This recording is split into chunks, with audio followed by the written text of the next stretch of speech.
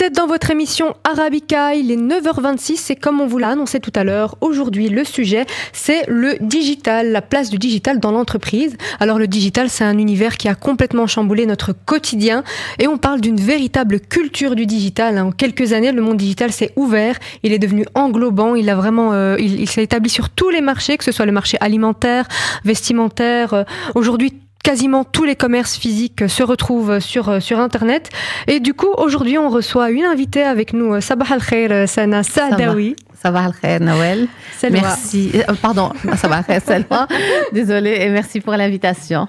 Alors, Sana, vous êtes docteur en informatique et experte en projet, en stratégie d'informatisation et de digitalisation. Et vous êtes également professeur à l'université de Namur. Et je vous remercie en tout cas d'être avec nous aujourd'hui dans l'émission Arabica et de nous faire le plaisir de partager avec nous toutes vos connaissances en termes d'informatique. Alors, première question pour vous, Sana. C'est quoi la digitalisation dans une entreprise? On entend tout le temps ce terme, mais concrètement, qu'est-ce que ça signifie?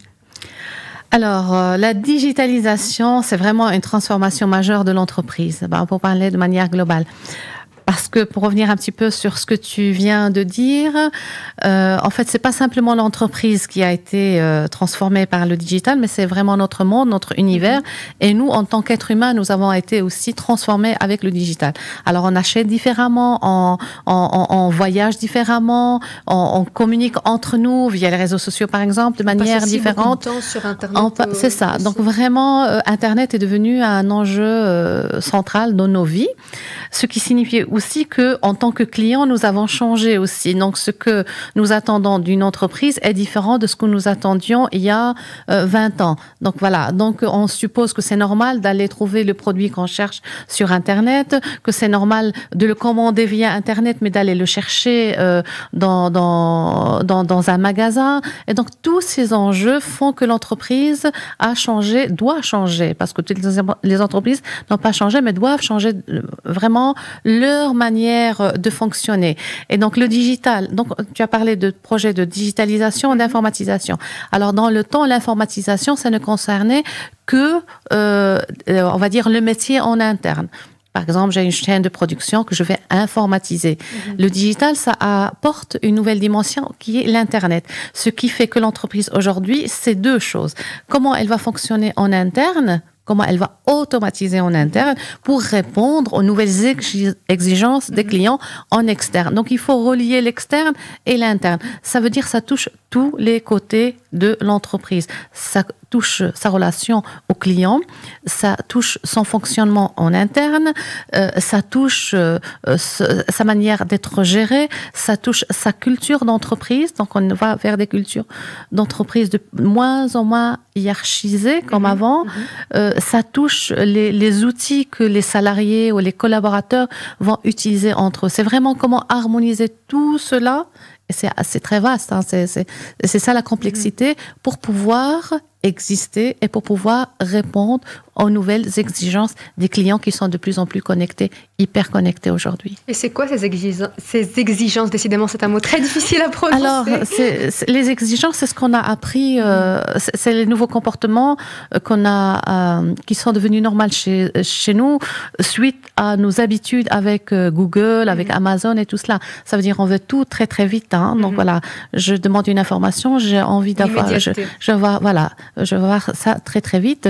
Je veux avoir aussi la meilleure offre possible parce que, étant donné que j'ai Internet, je peux aller voir très rapidement ce qui se passe chez les autres. Et si je n'ai pas ma réponse directement, ben c'est très simple, je pars chez les autres. Donc, je perds un client si je suis un business.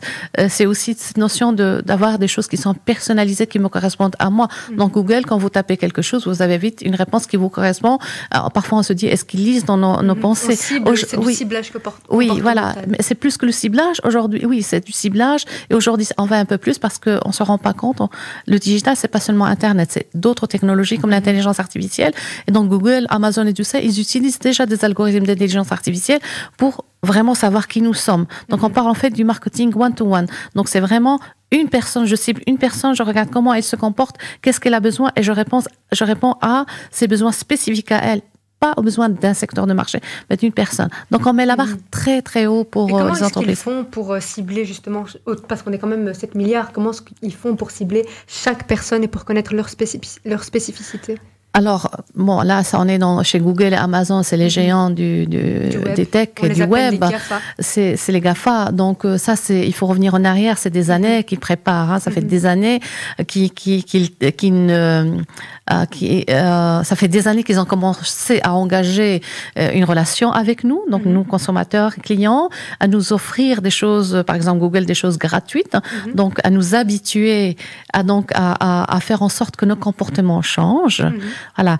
Et donc, ils ont accumulé énormément de données sur nous. Donc, quand on est sur Google, on donne des informations sur nous, mais ils ont aussi,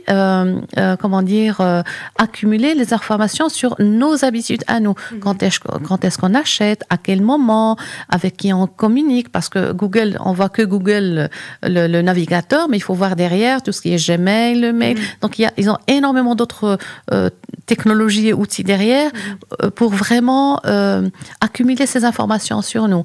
Et avec des algorithmes intelligents aujourd'hui, ils savent analyser toutes ces données, extraire l'information qui leur est utile pour nous répondre très rapidement à ce que nous demandons. Et comme ça, on reste encore plus accro, on va dire, à ce qu'ils nous proposent. Dans les entreprises actuelles, on dit clairement que le digital, c'est un véritable enjeu. C'est vraiment, on a l'impression que c'est une nécessité. Mais est-ce que c'est nécessaire pour tous les types d'entreprises? Pour les grands commerces, les petits commerces, est-ce qu'il y a une différence?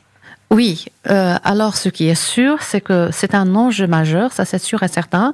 C'est aussi une condition de survie. Alors, beaucoup d'entreprises ne se rendent pas compte que ce n'est pas un choix aujourd'hui, ça devient une nécessité pour survivre. Et c'est pour tout type d'entreprise, très grande, moyenne ou petite. Je commence par les grandes ou les très grandes. Donc, quand je dis très grandes, c'est vraiment des entreprises avec quelques milliers ou centaines de milliers de collaborateurs et de salariés à travers le monde. Ce genre d'entreprises, souvent, se sont crues à l'abri de ce qui se passe dans le monde. Et on a eu des cas très célèbres comme Nokia, comme BlackBerry, quelques entreprises ou Kodak qui a complètement disparu de la surface de la Terre. Alors, le problème souvent avec ces entreprises, c'est qu'elles sont très très grandes, donc très difficiles pour réagir rapidement. Ça, c'est un enjeu majeur, la rapidité dans la réaction. Mais aussi souvent, elles se croient à l'abri parce qu'elles sont fortes, elles sont les maîtres du marché, elles ont un grand marché, elles se sentent à l'abri.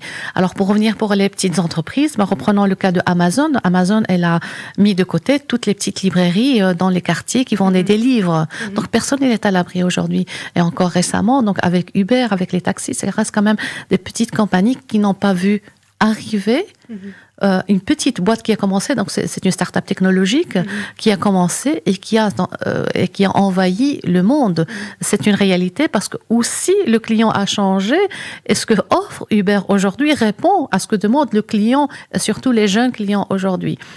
Donc ça, c'est des petits poissons qui deviennent des requins, en fait. Ah oui, c'est exactement ça. Et c'est de plus en plus vrai. C'est en fait ce qu'on appelle l'innovation de rupture. Donc, qu'est-ce que ça veut dire?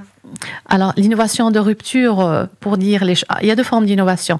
Alors, il y a l'innovation traditionnelle où on va ajouter une amélioration à un produit ou à un service et simplement faire un nouveau package. Si on a une plateforme, ajouter une fonctionnalité, faire la différence avec le concurrent. Alors, avec l'innovation de rupture, c'est complètement différent. Donc, on passe d'une phase à une autre. C'est comme, pour donner un exemple que je pense est plus explicite, si je prends la voiture, donc avant, c'est Ford qui disait ça, avant les gens roulaient avec des voitures à chevaux. L'innovation de rupture, c'est d'amener une voiture avec des roues.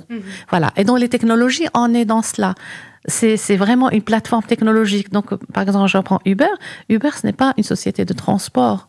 Donc, elle ne fait pas la concurrence à une société de taxi. C'est une plateforme technologique. C'est tout simplement ça. Qui peut mettre ensemble des clients très différents qui vont venir perturber la société de taxi. Donc, c'est un acteur qui n'a rien à voir avec le monde du transport, mais qui va apporter quelque chose qui va faire que le monde du transport va être complètement déstabilisé, en fait. C'est vraiment faire un break dans l'évolution d'un secteur. Et c'est ça, aujourd'hui, le danger pour les entreprises, c'est que la concurrence n'est pas chez les concurrents